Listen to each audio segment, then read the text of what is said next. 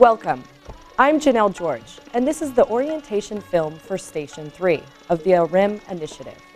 In a moment, you will be given a simple description in the hopes that you and your fellow nursing students will be able to understand the foundational theory associated with this initiative. But first, a little history.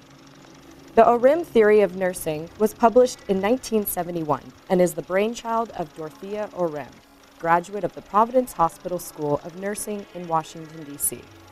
The influence of her theory comes from her background in philosophy and metaphysics, following the works of Aristotle, Thomas Aquinas, and Barna. The dream was to provide a base model of caring for people, not just a derivative of medicine.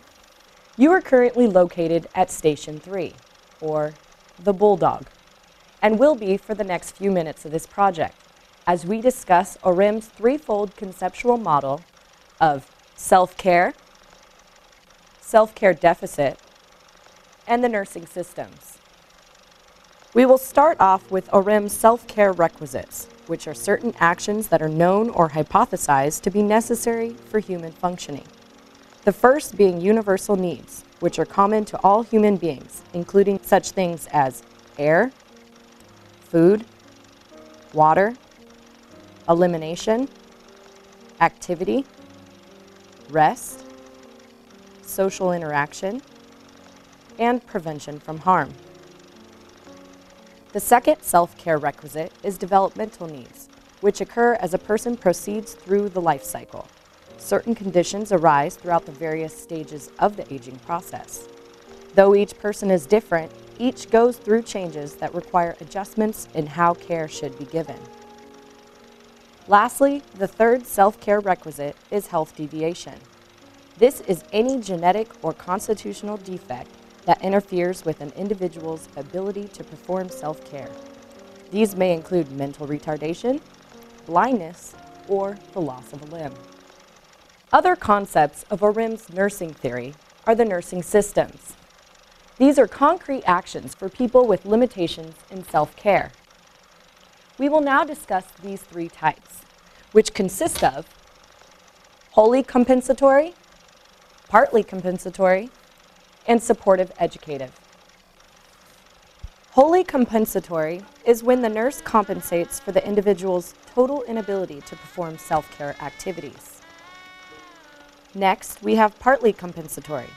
This is when the nurse compensates for the individual's inability to perform some, but not all, self-care activities. The final nursing system is known as supportive educative, and this is where the individual is able to perform all self-care activities, but the nurse assists the client in decision-making, behavior control, and the acquisition of knowledge and skills. Within those nursing systems just discussed, there are three subsystems: social, interpersonal, and technological. Social subsystem describes the complementary and contractual relationships between the nurse and the client. Interpersonal is how you as the nurse and the client interact. And lastly, technological is defined by Orem as diagnosis, prescription, regulation of treatment, and management of nursing care.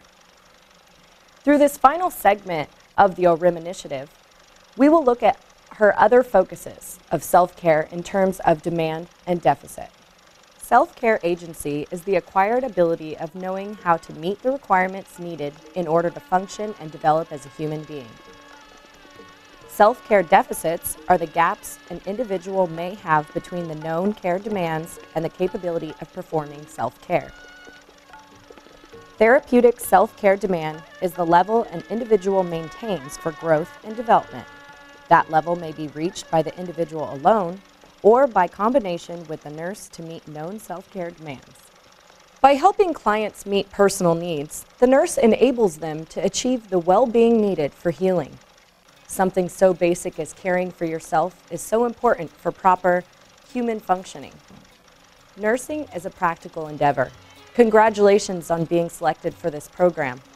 The future of nursing is in your hands.